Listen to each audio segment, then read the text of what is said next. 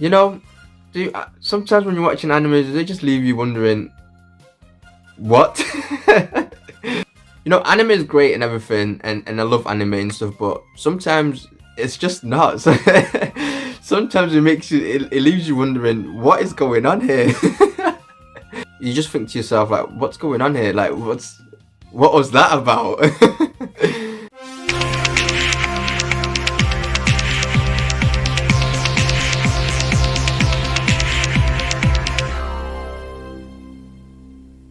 This video is going to be part 1, and it's just really talking about certain aspects or certain parts in some shows or just anime in general that I particularly don't like or don't agree or don't make sense to me.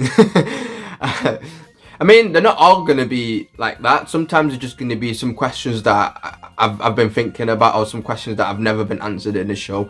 But in this particular episode, I'm going to be talking about Dragon Ball, which is my favorite anime of all time. I'm going to be talking about specifically the Frieza arc, which is one of the best arcs in Dragon Ball, period. Period.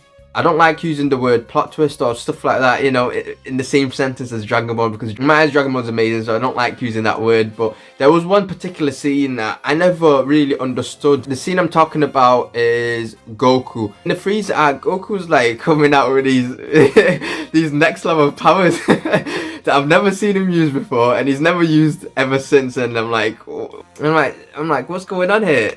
So remember when Goku first landed, and you know, the fight against Recruitment and stuff, and Vegeta put in a lot of work in there, and he just got robbed. I mean, that fight, Vegeta should have come out on top, but that's a different topic for another day. But and he's there giving Krillin and Gohan the sensu beans and healing them and blah blah blah.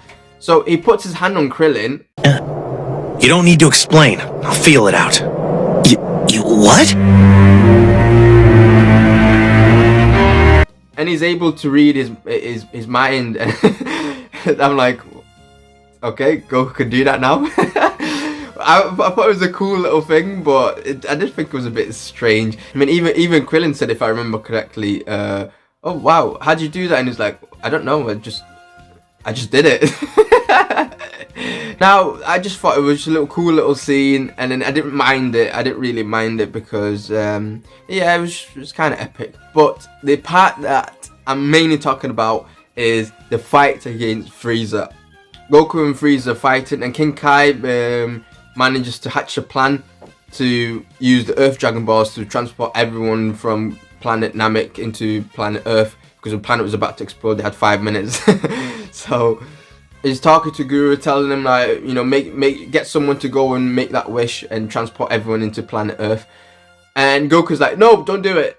And to this day, I don't get how Goku did that.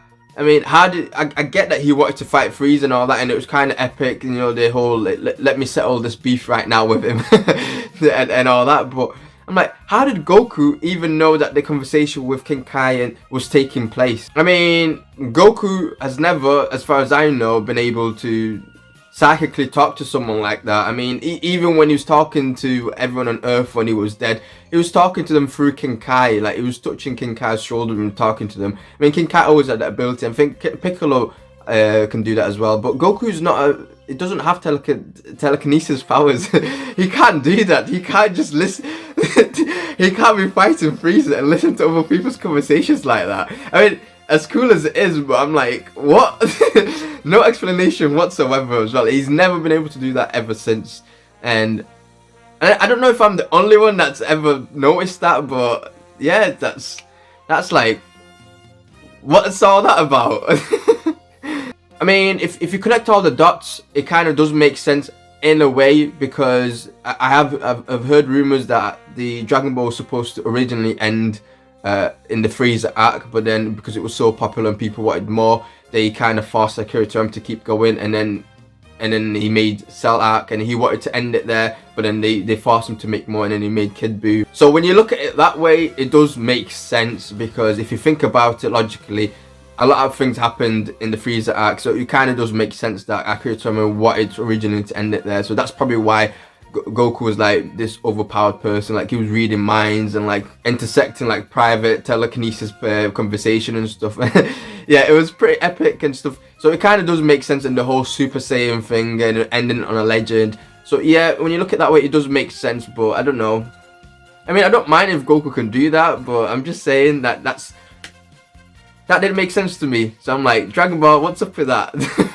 So yeah, that's it for this video really. It's just a quick little video. Let me know in the comment section below if you've wondered that as well, or if I've overlooked something, but I doubt I have, because I have seen it quite a few times and Goku's never done anything like that. So that to this day, that still doesn't make sense to me, how Goku was able to intercept King Kai's conversation like that.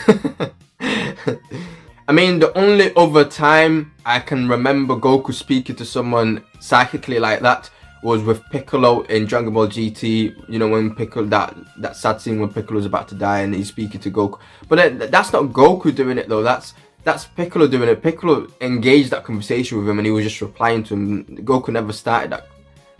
But yeah, I don't know. I know Piccolo can do it because he's done it with Gohan many times, but Goku's never been able to do that. So to intersect a private conversation like that when it's like he doesn't have that power, it just doesn't make sense.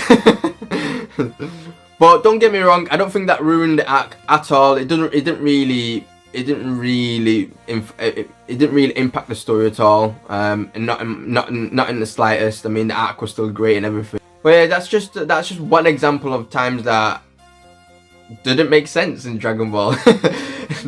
So that's it for part 1. I'm probably going to be doing part 2. Make sure you let me know in the comment section below what you think, or if you think I'm wrong and you want to correct me, feel free. I'll see you in the next one.